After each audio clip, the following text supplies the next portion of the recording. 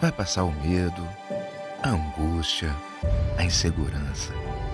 Vai ficar para trás a saudade do abraço apertado, do almoço em família, do happy hour com os amigos. As coisas ainda estão fora de lugar. Viva o agora. Diga que ama. Pergunte se está tudo bem. Olhe com carinho que mantém a cidade em segurança. Fique em casa, se puder. Respire. Trabalhe. É hora de pensarmos no todo. Somos o país que não desiste até o último segundo da prorrogação. E juntos daremos a volta por cima.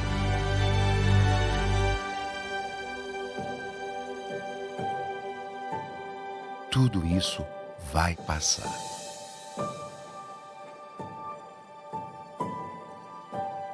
Enquanto não passa, conheça o novo jeito Quali de ajudar. Boa tarde a todas e todos. É com muita honra que abrimos o primeiro painel relativo a direito do trabalho do Congresso Digital Covid-19, repercussões jurídicas e sociais da pandemia. O maior congresso jurídico virtual já realizado no mundo. Hoje, às 12 horas e 26 minutos, tínhamos 95.425 inscritos e, em pouco tempo, ultrapassaremos 100 mil. Queremos receber nessa sala todas e todos do Brasil e do mundo nessa nova realidade em que nos encontramos de maneira telepresencial. E quero abrir dizendo uma frase cunhada em uma música de Milton Nascimento: qualquer dia, qualquer hora, qualquer dia, em qualquer direção, sei que nada será como antes amanhã. E 3 áreas do direito foram especialmente atingidas: a área trabalhista, os contratos e também a área tributária. E o mundo do trabalho sofreu bastante, vem sofrendo com essas questões a partir do vírus. Tivemos que dormir e acordar com a MP 927, dia 22/3. Depois, no dia 1º de abril, a MP 936, todos os dias uma portaria nova. E o mundo do trabalho, assim, vai vivendo com novidades e enfrentamentos de constitucionalidades e inconstitucionalidades, dentre vida e morte, no trabalho e fora dele. Como disse o presidente Felipe Santa Cruz na abertura, quase 80 mil mortos. E são esses desafios que nós temos e que o direito, apesar de não dar resposta para tudo, tem que dar resposta para muita coisa nesse momento. E estamos extremamente honrados de receber, e aqui por esse painel sugestionado pela Comissão Nacional de Direitos Sociais, a presidente da ABRAT, primeira a falar, doutora Alessandra Camarano, receber a presidente do TST, a ministra Cristina Peduzzi e a professora Gabriela Delgado, da UNB. Um painel eminentemente feminino, que a sensibilidade feminina e toda a construção que essas mulheres fizeram até aqui para o direito do trabalho será transmitida a todos e todas. Que tenhamos um excelente painel e, para ambientarmos nesse mundo do trabalho, trago ao fundo uma tela de arraiolo das mulheres de Diamantina que fizeram à mão com o Fundo dos Trabalhadores Garimpando. Está aberto os trabalhos da primeira sala de Direito do Trabalho e passo a palavra para a presidente da ABRAT, doutora Alessandra Martins Camarano. Bom, uma boa tarde a todos e todas. Fabrício, essa declaração do quadro ao fundo me emocionou e já começar e dar um pontapé inicial aqui nesse painel com essa declaração foi maldade da sua parte. Vou ter que me restabelecer aqui agora. E eu cumprimento você, Fabrício, presidente da CNDS, ex-presidente da ABRAT, amigo, irmão de alma, companheiro de lutas associativas e que nos confiou para estar nessa mesa. Cumprimento também a excelentíssima ministra presidente do TST, doutora Cristina Peduzzi, e a professora Gabriela Neves Delgado, minha referência de estudos, minha inspiração, e é muito bom estarmos aqui nessa mesa virtual. E eu faço um registro de agradecimento também ao presidente da UABDF, Dr. Délio Lizin Silva, que eu sei que também nos indicou para estar falando nessa mesa, nesse grande congresso. Bom, as inconstitucionalidades e o entre parênteses, né, da legislação no período da pandemia é o tema desse painel. E aí, quando eu penso em inconstitucionalidade da legislação no período de pandemia, eu não posso deixar de me remeter a um histórico de legislações, em especial no mundo do trabalho, que mesmo antes dessa pandemia, desse período de crise humanitária que estamos vivenciando, flexibilizaram regras constitucionais, afastando o valor social do trabalho e o ser humano trabalhador da centralidade das pautas. E isso, por si só, gera inconstitucionalidades. E nós temos o exemplo da Lei 13.467, que foi a reforma trabalhista. E nessa análise constitucional, em especial na parte de direitos e garantias fundamentais, o que se observa é uma harmonia com a Declaração Universal de 1948. As regras constitucionais previstas na nossa Carta Magna, elas estão em harmonia com a Declaração Universal de 1948 e com os demais pactos sobre direitos humanos, das quais o Brasil é signatário e que tem por dever estar seguindo, por dever estar cumprindo. E o direito do trabalho. Aonde se encontra o direito do trabalho? Ele está absolutamente correlacionado com essa principiologia constitucional de natureza humanística, em que o jurista e professor Maurício Godinho Delgado, numa estruturação que ele faz sobre as relações do direito do trabalho com outros campos do direito, ele afirma que a Constituição Federal firmou no Brasil o conceito e estrutura normativas de Estado democrático de direito.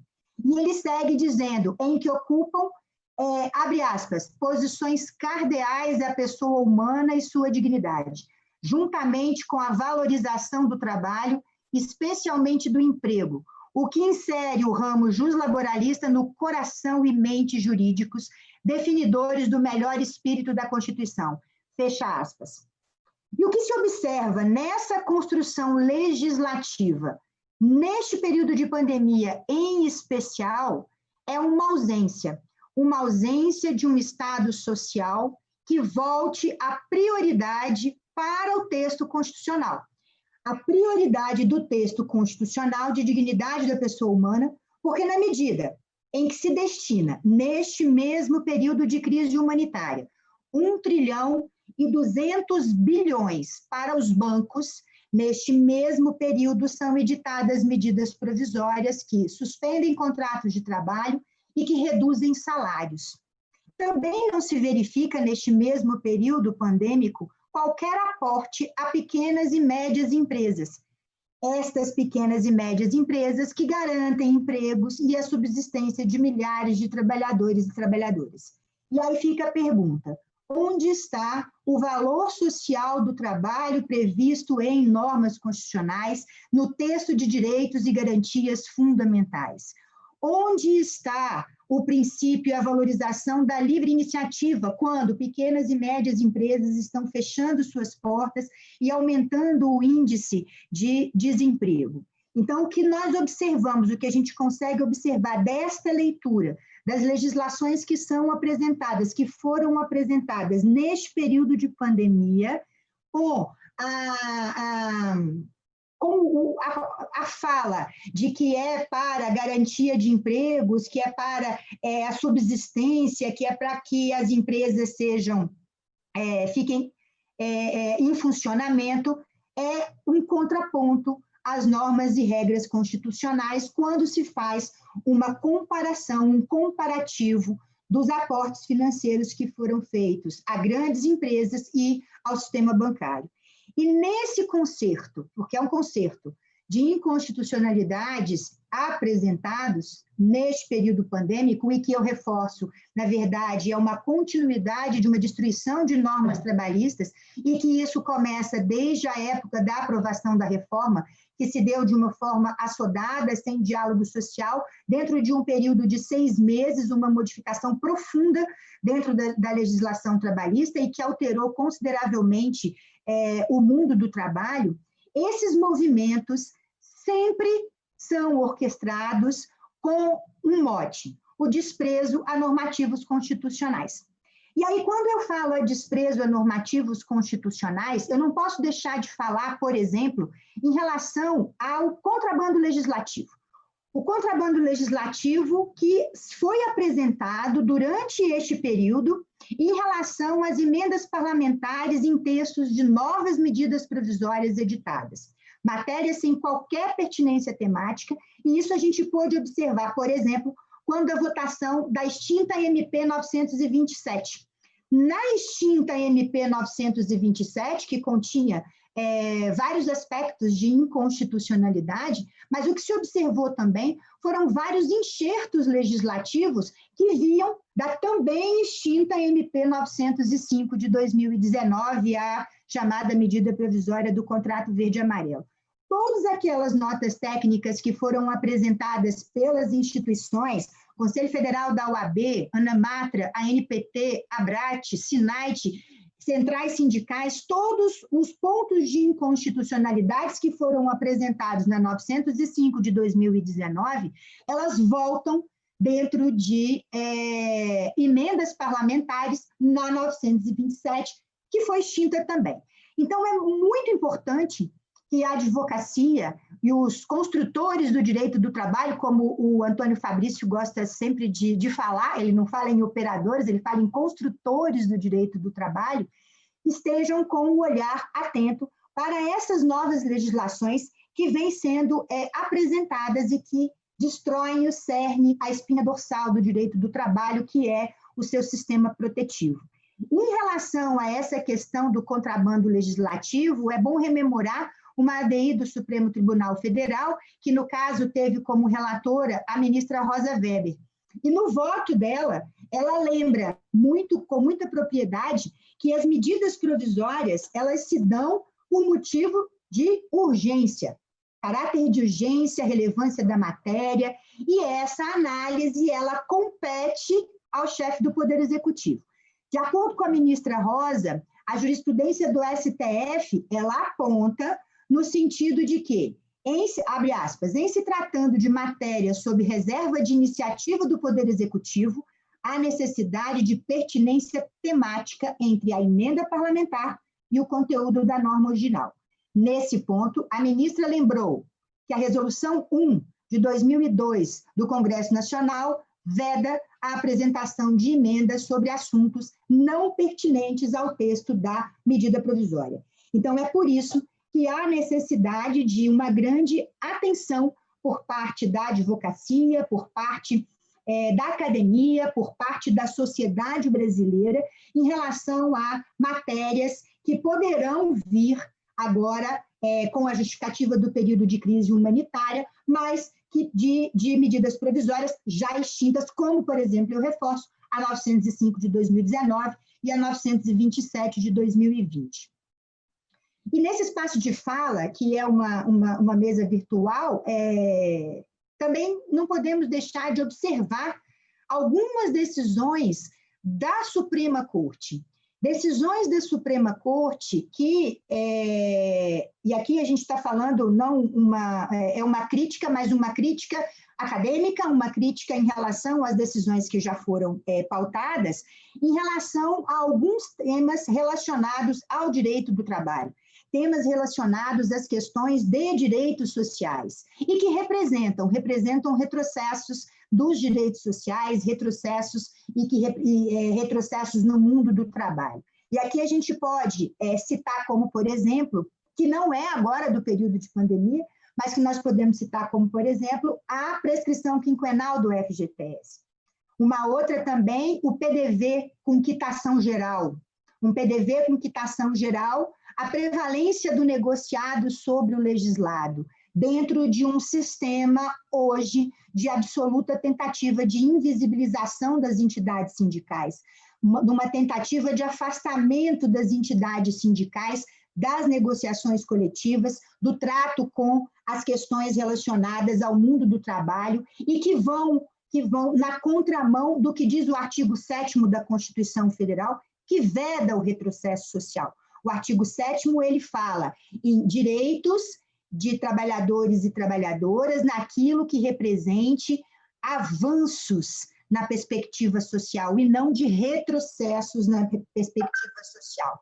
E quando se autoriza o negociado sobre o legislado, que retrocede e afastando entidades sindicais, eu estou afastando também o diálogo social, dentro de um princípio de autonomia de vontade, que infelizmente ela não existe. Ela não existe autonomia de vontade quando se está diante o empregado e o seu empregador.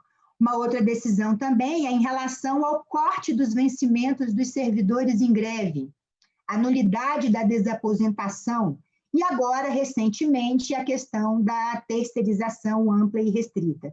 Aqui nós poderíamos estar traçando todos os pontos que entendemos de retrocesso, porém o nosso tempo ele é curto, então a gente vai ter que trabalhar com uma estruturação mais generalizada. E aí, quando nós falamos de retrocessos no mundo do trabalho e do afastamento do ser humano trabalhador da centralidade, nós estamos falando disso num país que terminou o primeiro semestre de 2020 com 1.218.000 pessoas a mais na fila do desemprego. E quando se afasta da Constituição, dentro da construção de legislações, é uma medida que coloca o ser humano na precarização. É medida que vai contra o que fala a Constituição Federal em relação à dignidade da pessoa humana, em relação à dignidade do ser humano trabalhador. E essa pandemia, ela abriu flancos e ela colocou holofotes escancarando essa desigualdade social. Uma desigualdade social que vem também acompanhada de uma desigualdade digital. Nós temos hoje, por exemplo, no país, mais de 70 milhões de brasileiros e brasileiras sem acesso à internet ou com acesso precário à internet. Foi uma pesquisa que saiu na Folha de São Paulo. Destes 70 milhões, 40 milhões de brasileiros e brasileiras nunca tiveram acesso à tecnologia.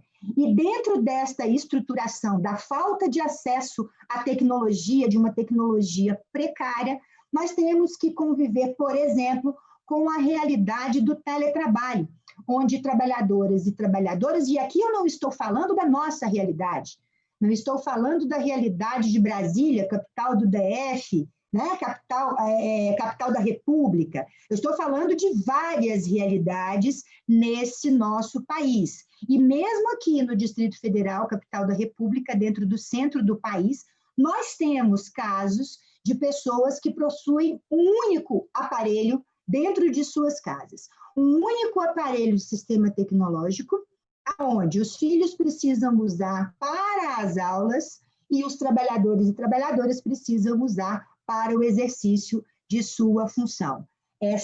Esse aprofundamento da desigualdade social, ele também fere normas constitucionais que falam sobre um país para o Estado democrático de direito, que tem que haver igualdade de condições entre todos e todas. E o que nós verificamos é uma falta de investimento do Estado na saúde, na vida e na dignidade das pessoas, na dignidade dessa sociedade brasileira. Então, o recado é para que os construtores do direito, em respeito ao Fabrício, os construtores do direito do trabalho fiquem atentos para essas modificações que são trazidas pela legislação para essas defesas que precisam ser feitas, porque não se pode deixar escapar qualquer fonte constitucional. E também não se pode deixar escapar normas internacionais do trabalho, das quais o Brasil é signatário, dentro das teses que serão levadas ao Poder Judiciário. E devemos estar sempre atentos para o respeito a princípios basilares e que dentro do direito do trabalho é o princípio protetivo e que jamais podem ser flexibilizados, em especial nesse tempo de pandemia, um tempo de crise humanitária que nós já ultrapassamos mais de 90 mil brasileiros e brasileiras mortos em decorrência da Covid-19, uma precarização da classe trabalhadora, uma precarização da sociedade dentro de um sistema que, infelizmente, não se vê um Estado social voltado para o ser humano, para o homem e para a mulher. E que deveria, sim, temos que prestar atenção e estarmos preocupados com a economia? Evidentemente que sim, mas, em primeiro lugar, tem que vir o ser humano trabalhador, porque não existe economia que funcione sem que a classe trabalhadora consuma, porque é ela que movimenta também essa economia. O meu tempo já está terminando e eu gostaria de encerrar a minha fala pedindo licença a todos para poder ler o trecho de um artigo da professora e jurista Valdete Souto Severo, presidente da Associação de Juízes para a Democracia, um artigo intitulado "Por que é possível falar em política genocida no Brasil de 2020?". Nesse artigo, ela reflete de forma técnica, acadêmica e lúcida a situação que sempre foi vivenciada e que se potencializa com esta pandemia. Então, eu peço licença para ler um trecho desse artigo da professora Valdete. Abre aspas. A crise econômica, que a partir de 2013 torna-se mais clara e determina a necessidade de contingenciamento de gastos, impõe uma escolha: seguir apostando em inclusão social e nos direitos humanos como mecanismos de acomodação e manutenção da dominação de poucos, ou romper com esse freio e mostrar a verdadeira face do capital. Alguns países seguiram alternando políticas de austeridade e de inclusão. Muitos promoveram mudanças que precarizam seus sistemas de proteção social, mas nenhum deles assumiu com tamanha clareza uma postura tão abertamente hostil ao que se compreende como Estado social como o Brasil, um país que sequer tornou real o projeto de sociedade que edificou na Constituição de 1988. O que hoje chamamos de necropolítica ou de política genocida é, portanto, o aprofundamento de algo que sempre esteve presente: a dominação, a opressão e a exploração. Agora, porém, o exercício da dominação não tem como efeito apenas permitir que alguns vivam o luxo construído a partir da miséria de muitos. Agora, a dominação é exercida para eliminar pessoas de modo sistemático. Eliminar porque o capital já aprendeu a se reproduzir sozinho, porque a terra está ficando pequena para tanta gente, porque já se esgotaram as possibilidades de colonização predatória, porque há também esgotamento de alguns recursos naturais, porque não há como produzir igualdade e inclusão em um sistema que se funda na concorrência e na acumulação. Fecha aspas. Muito obrigada. Eu agradeço as palavras da doutora Alessandra e passo a palavra para a mulher que foi eleita 72 anos depois de criado o TST, a primeira mulher a dirigir aquele tribunal. Nós estamos discutindo, doutora Cristina, no âmbito do Conselho Federal, a maior participação das mulheres, e fico muito feliz desse painel ter somente eu de homem e vocês discutindo o mundo do trabalho. Encerrando, então, a primeira fala, passo a palavra à presidente do TST, doutora Maria Cristina Peduzzi, que, estando na abertura e estando nesse painel, mostra o respeito dela à advocacia. Muito obrigado. Boa tarde. Cumprimento o doutor Fabrício, nosso moderador e presidente dos trabalhos, professora doutora Gabriela Delgado, amiga, quem eu tanto admiro, doutora Alessandra Camarano, e vou dar aqui a minha impressão sobre o tema que é da maior relevância, né, sobre a constitucionalidade da legislação trabalhista produzida no contexto da pandemia.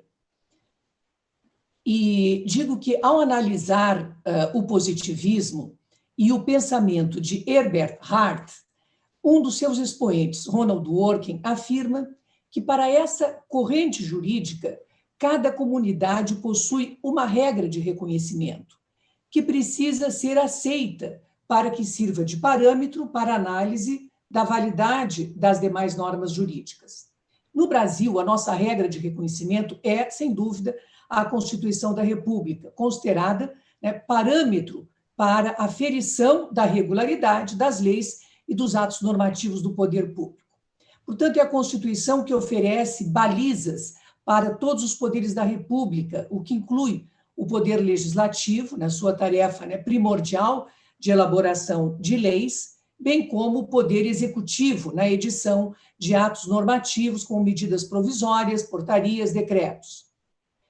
Ocorre que, eventualmente, né, o contexto que circunda o direito vigente sofre transformações, que passam a exigir novas demandas interpretativas e até mesmo mudanças na legislação, sempre considerado esse balizamento, que é a Constituição da República e que deve ser respeitada, quer em tempos de normalidade, quer em tempos de crise. Nesse sentido, Jürgen Habermas afirma, né, que, quanto ao direito vigente, também ele precisa ser interpretado de maneira diversa em face de novas necessidades e situações de interesse. Isso é que nós temos que ter presente nessa reflexão.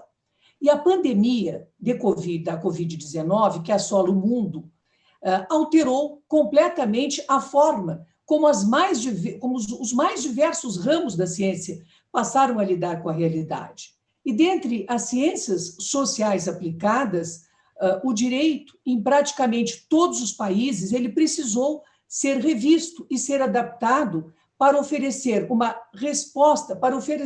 respostas jurídicas às crises sanitária, econômica e social desencadeadas pela pandemia.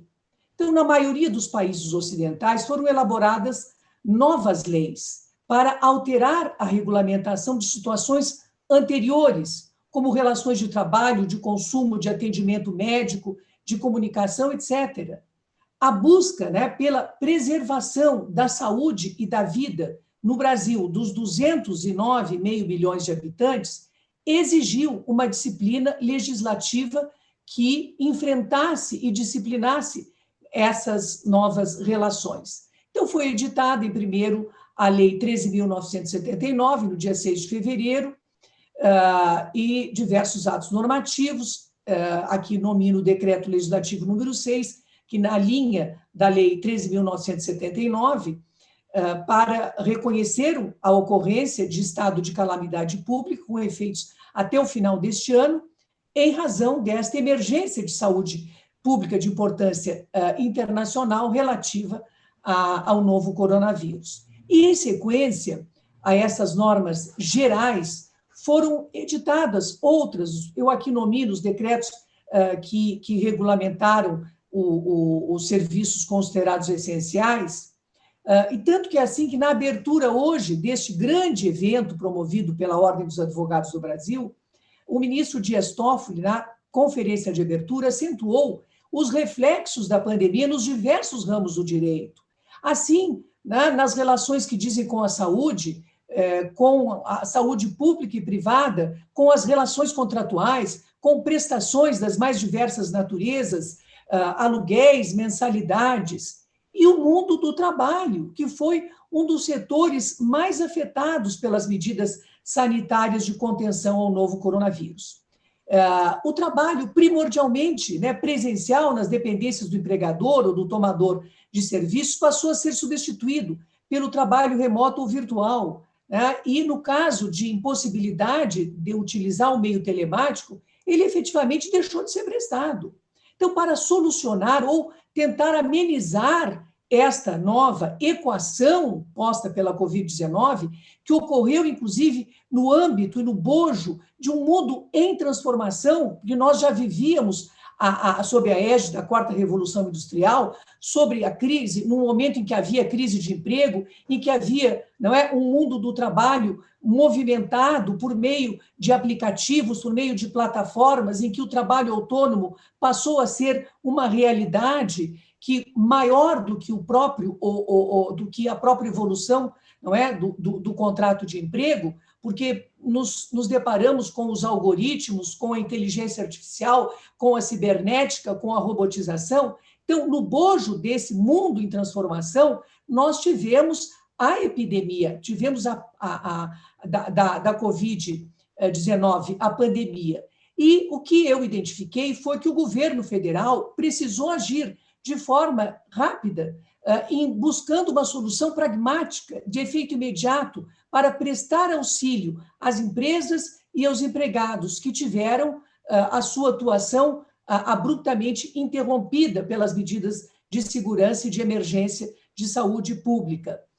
E estas normas trabalhistas que foram produzidas no bojo desta pandemia, elas objetivaram preservar a renda e o emprego de milhões de brasileiros, objetivaram viabilizar condições para que os empregadores tenham a sua livre iniciativa valorizada, em um contexto que tornou excessivamente onerosa a manutenção de postos de trabalho. Então, a pandemia trouxe para o mundo uma crise não só sanitária de proporções catastróficas, com o esgotamento do sistema de saúde dos mais diversos países, como também uma crise econômica, que é considerada pela direção do FMI como a pior já existente desde a Grande Depressão de 1929. E os momentos de crise, nós temos que compreender, são aqueles que colocam à prova a força do constitucionalismo de um país. Mas eles também são capazes de revelar a primazia da Constituição na busca por novas soluções normativas infraconstitucionais. Então, com toda certeza, a pandemia alterou a forma de viver em sociedade, o que inclui também a forma de trabalhar. Então, não é possível manter a mesma interpretação da ordem jurídica anterior naquilo que foi modificado. É preciso sempre considerar os direitos fundamentais, sim, mas com um olhar apurado para as mudanças concretas que a sociedade e os indivíduos vivem. Caso contrário, viveremos uma universalização de princípios totalmente ilusória e distante da sociedade, e distante da realidade.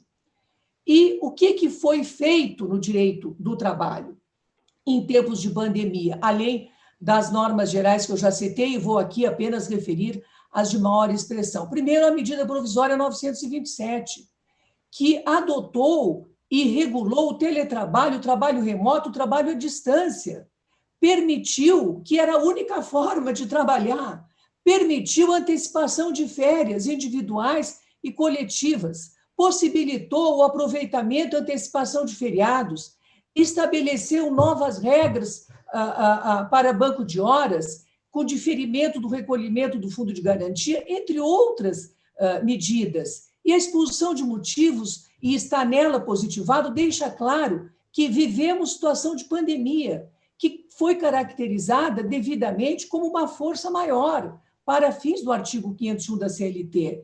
E as providências que foram adotadas pelo normativo buscaram minimizar os impactos econômicos da crise sanitária para preservar empregos, para garantir renda aos trabalhadores.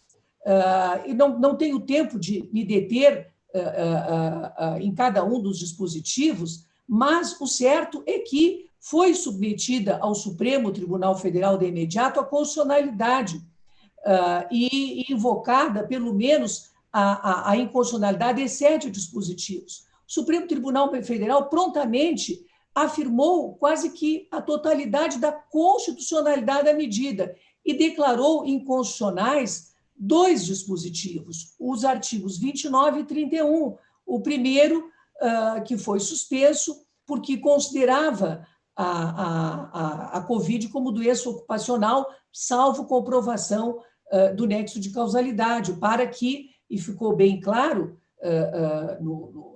no áudio, no vídeo que pude, né, ouvir e ver, que a preocupação na suspensão desse artigo foi justamente que em atividades de risco, muitas vezes o empregado não tinha condição de fazer a prova do nexo de causalidade. Por isso é que se suspendeu a eficácia do artigo, e do outro, que era em relação à fiscalização do trabalho, que ficou, né, restrita a infrações menos graves. Mas, no essencial, se chancelou a constitucionalidade do dispositivo. E o ministro Marco Aurélio, relator da ADIM 6377, ele deixou expresso no seu voto, que afastou totalmente as alegações de inconstitucionalidade. Ele diz: com a referida medida provisória, buscou-se, acima de tudo, preservar bem maior do trabalhador, ou seja, a própria fonte de sustento. Disse ainda o ministro Marco Aurélio: não cabendo atuar com assodamento, sob pena de aprofundar-se ainda mais a crise aguda que maltrata o país. E o ministro Luiz Roberto Barroso, que também, em seu voto, que manteve aqui o mesmo entendimento vencedor, ele deixou também expresso no seu voto: tais normas constituem uma delicada engenharia de intervenções pensadas por sanitaristas, economistas, financistas e gestores públicos, com base em juízos técnicos e de viabilidade concreta e real, com vistas a enfrentar a crise. Nesse sentido, vale anotar que o Supremo Tribunal Federal tem adotado uma postura de deferência sempre que se encontra diante de normas firmadas em juízos de alta complexidade técnica.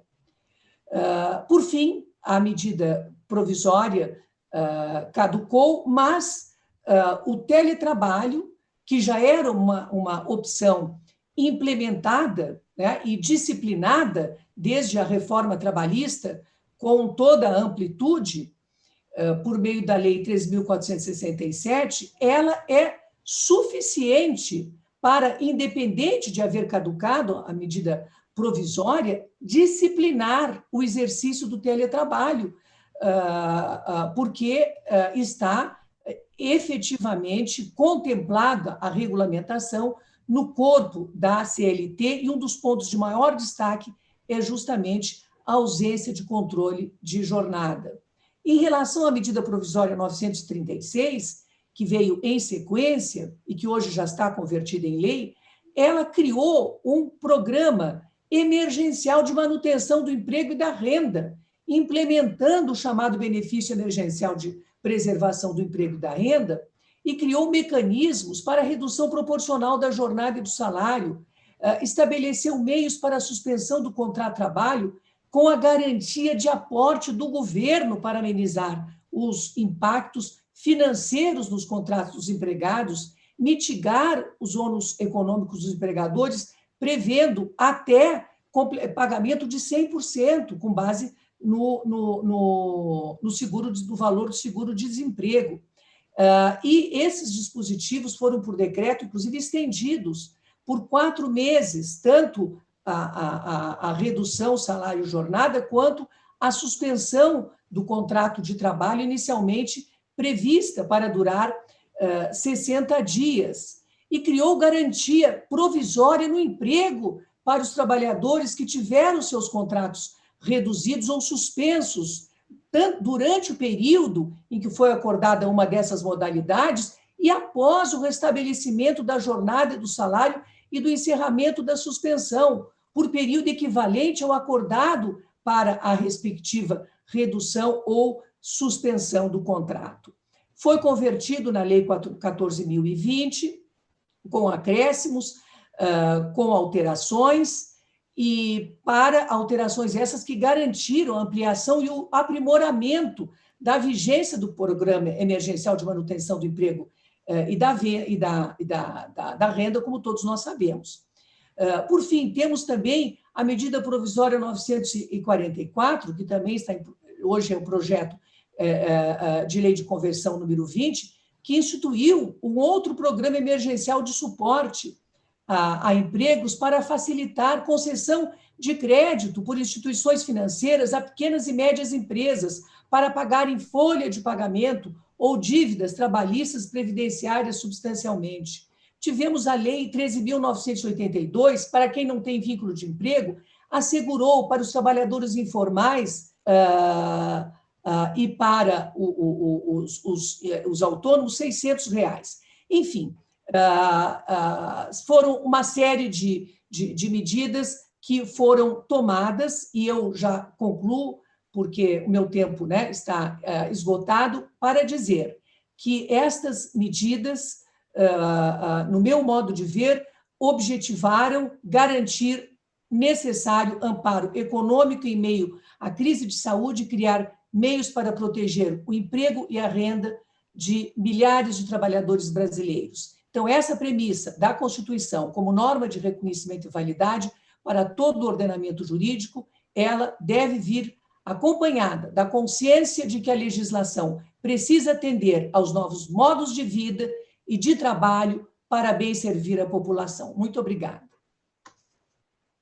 Nós é que agradecemos, ministra, a exposição, a participação nesse congresso, e agradecemos e pedimos para que mantenhamos esse permanente diálogo com a advocacia que a senhora vem mantendo. Muito obrigado.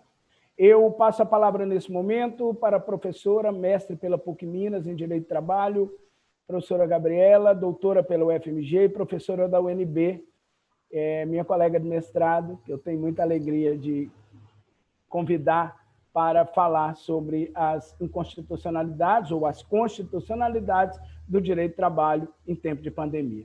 Muito obrigado.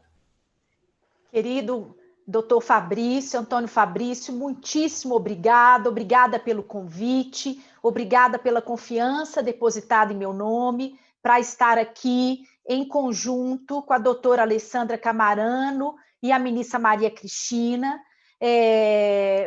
para debater um tema da ordem do dia, de extrema importância. Então, nesse sentido, eu te agradeço e parabenizo pela condução da mesa, do evento, nas presidências da OAB Nacional, da ABRAT, e hoje no Conselho Nacional da OAB, junto à Comissão Nacional de Direitos Sociais. Muito obrigada, meu amigo. Eu cumprimento também a ministra Cristina, a doutora Alessandra, estendo os meus cumprimentos ao doutor Felipe Santa Cruz, presidente da OAB Nacional, a quem rendo as minhas homenagens pela atuação combativa junto à OAB Nacional na luta pela democracia no Brasil. Eu gostaria de registrar que a minha fala hoje, dentro do tempo regulamentar, foi elaborada com base num artigo científico que eu redigi em conjunto com o procurador do trabalho Helder Santos Amorim, também mineiro, e hoje meu doutorando pela UNB, sobre o perigo de naturalização de uma legislação trabalhista de emergência na pandemia. Então, é sobre isso que eu vou tratar, já cumprimentando também aqueles que aqui nos acompanham. Bem, a pandemia da Covid-19, todos nós sabemos, ela aportou num Brasil que já estava envolvido há algumas décadas por uma sequência de desmontes públicos, de desregulamentação e de flexibilização trabalhista. Sequência essa inspirada numa agenda reformista que se estruturou na realidade brasileira, basicamente a partir dos idos de 2016. Na trajetória e no campo do direito do trabalho, essa agenda reformista, ela se notabilizou pela construção de uma série de diplomas jurídicos marcados, direta ou indiretamente, seja no plano constitucional ou no plano infraconstitucional, por caminhos de desregramento, de desregulamentação do patamar civilizatório de proteção à dignidade do trabalhador. Aqui nós podemos destacar, por exemplo, a Lei 13.429 de 2017, que generalizou a terceirização de serviços no país, a Lei 13.467 de 2017, a denominada Lei da Reforma Trabalhista, que implantou uma larga reforma flexibilizatória da CLT, mediante alterações e revogações de uma centena de dispositivos da CLT consolidada, a medida provisória 881 de 2019, a MP da Liberdade Econômica, hoje convertida na Lei 13.874 de 2019, responsável também pelo aprofundamento da flexibilização do controle de jornada de trabalho no país, e a MP 905 de 2019, a denominada MP do Contrato Verde e Amarelo, que foi aprovada pela Câmara dos Deputados, mas foi felizmente revogada no último dia do seu prazo de vigência, diante da resistência do Senado Federal em apreciá-la. O fato é que, com a pandemia, a preservação do direito ao trabalho segue em urgência angustiante. E para assegurar tal direito, o direito ao trabalho, alguns países do sistema capitalista desenvolveram novas alternativas, deslocando-se de políticas de austeridade típicas para implementar algumas medidas de intervenção estatal dentro de uma lógica aproximada às políticas de bem-estar social. Aqui podemos se destacar, por exemplo, as medidas de renda mínima e de garantia provisória de emprego. O Brasil, em contrapartida, ele defrontou-se com a pandemia da Covid-19, sobretudo na perspectiva das relações de trabalho e do direito do trabalho, institucionalizando uma legislação pandêmica do trabalho em conformidade com uma política denominada de direito do trabalho de exceção, na linha reformista já aqui indicada e com base em vários doutrinadores que vêm estudando esse direito do trabalho da exceção dentro de um prisma de austeridade, como, por exemplo, Antônio Cassimiro Ferreira. Dentro dessa legislação pandêmica do trabalho, eu gostaria de trazer para os senhores uma breve retrospectiva de como esse direito do trabalho de exceção se conforma, iniciando a minha fala pela medida provisória 927. A medida provisória 927, ela instituiu algumas medidas que reduziram a função protetiva do direito do trabalho, a partir de um processo de individualização das relações trabalhistas, com ênfase no contrato individual de trabalho e na fragilização dos coletivos, sejam dos sujeitos coletivos ou do instrumental coletivo trabalhista. Aqui eu gostaria de exemplificar com a possibilidade de flexibilização do controle de jornada de trabalho no regime de teletrabalho por meio de acordo individual trabalhista, a prorrogação da jornada de trabalho via banco de horas, mediante simples contratos individuais e acordos individuais de trabalho, a suspensão do contrato de trabalho sem remuneração e sem garantia de renda mínima para o trabalhador. Este preceito em específico, ele foi revogado logo após a sua institucionalização, logo no dia seguinte, em face das enormes críticas que foram apontadas a respeito. Mas a medida provisória 927 ela foi além, permitindo, por exemplo, o elastecimento da jornada de trabalho em regimes de 12 por 36 horas para profissionais da saúde, permitindo jornadas de trabalho de até 24 por 24 horas, também mediante simples acordo individual de trabalho. Felizmente, a medida provisória 927, ela caducou por decurso do prazo.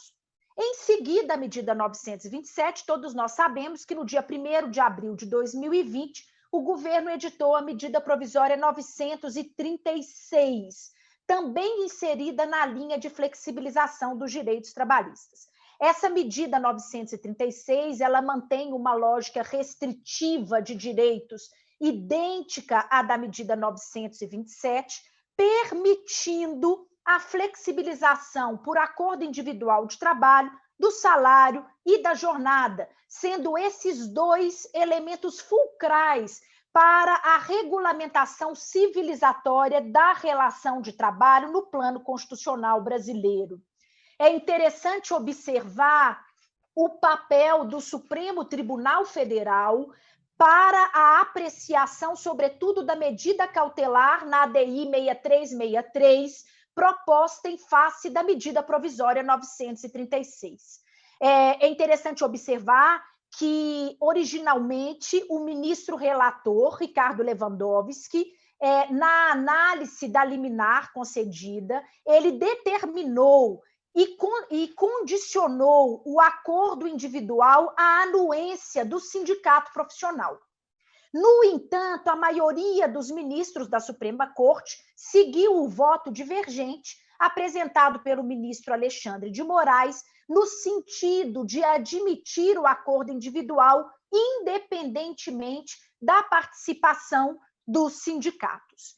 No voto vencedor, legitimou-se o predomínio do acordo individual de trabalho, aspas, em razão do momento excepcional, na medida em que se justificava que esta possibilidade garantiria renda mínima para o trabalhador e a preservação do vínculo de emprego no contexto da crise.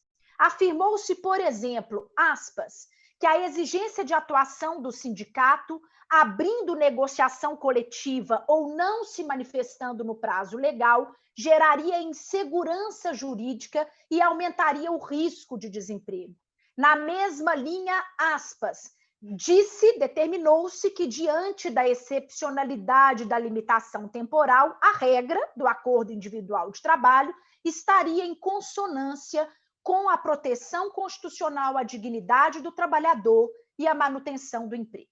Infelizmente, segundo o meu ponto de vista, na minha posição e formação dentro de uma perspectiva de direito constitucional do trabalho, me parece que prevalece no Supremo Tribunal Federal o argumento de uma normatividade de exceção. Normatividade essa que provoca graves riscos à manutenção do direito do trabalho dentro da sua principiologia constitucional estruturante, mas mais ainda, esta previsão de uma excepcionalidade dentro da lógica constitucional prevalecente, ela provocará no médio e no longo prazo desfuncionalidades. Seja uma desfuncionalidade na própria lógica do direito do trabalho, no seu papel voltado à afirmação de uma simetria entre os sujeitos constitucionais contratantes, sobretudo com o papel primordial dos sindicatos, para garantir uma aproximação e uma equivalência entre esses sujeitos coletivos contratantes, seja uma disfuncionalidade no plano axiológico do Estado democrático de direito, porque há uma incapacidade de fomento dos diálogos sociais e dos conflitos pautados em diálogos sociais, o que dificultaria, obviamente, o encaminhamento desse sentido de democracia. Portanto, segundo o meu posicionamento, o Supremo, a partir dessas decisões, ele desconsidera a previsão constitucional de negociação coletiva restrita às hipóteses flexibilizatórias de jornada e salário, à luz dos incisos 6, 13, 14 do artigo 7º da Constituição, que foram tão bem estudados pelo nosso mediador, o doutor Antônio Fabrício, na sua dissertação de mestrado. Então, esse já é um tema que vem sendo reiteradamente debatido por todos nós, mas o Supremo vai além, porque ele vai realçar uma dimensão mais conservadora do direito associada à legitimação do poder pela via do contrato individual de trabalho, além de desconsiderar o papel constitucionalizado das negociações coletivas de trabalho, que garantem, por si só, uma possível equivalência de poder entre os sujeitos coletivos contratantes. Nessa linha, eu gostaria de indicar a importante doutrina e combativa, diga-se de passagem, dos estudiosos Cristiano Paixão e Ricardo Lourenço Filho, que vem estudando há algum tempo a jurisprudência do Supremo Tribunal Federal. Todos nós sabemos que a MP 936 ela foi aprovada pelo Congresso Nacional e convertida na Lei 14.020 de 2020, nessa linha já apresentada. Considerado o meu tempo de fala, eu estou aqui atenta a ele, eu já vou encaminhar para a conclusão, dizendo aos senhores que não há dúvida da excepcionalidade do momento da pandemia e de todos os desafios que a circunscrevem. Desafios esses que alcançam a perspectiva jurídica, a perspectiva das nossas relações afetivas, humanitárias, de uma maneira em geral. De toda forma, a legislação pandêmica do trabalho, estruturada, e precisaria ser estruturada, para lidar com a crise pandêmica e das relações de trabalho, me parece que ela instituiu um perigosíssimo precedente de flexibilização de elementos centrais do trabalho, especialmente salário e jornada. Em sacrifício aos direitos fundamentais trabalhistas, foram abertas fendas no processo civilizatório, com um potencial de reduzir o trabalhador e o trabalho a um simples recurso de sobrevivência. Por isso, eu gostaria de terminar estimulando todos e todas, especialmente aqueles advogados e advogadas trabalhistas que vigiem e exijam respeito à aplicação dos parâmetros constitucionais para o direito do trabalho, tanto no campo legislativo, como no campo do judiciário.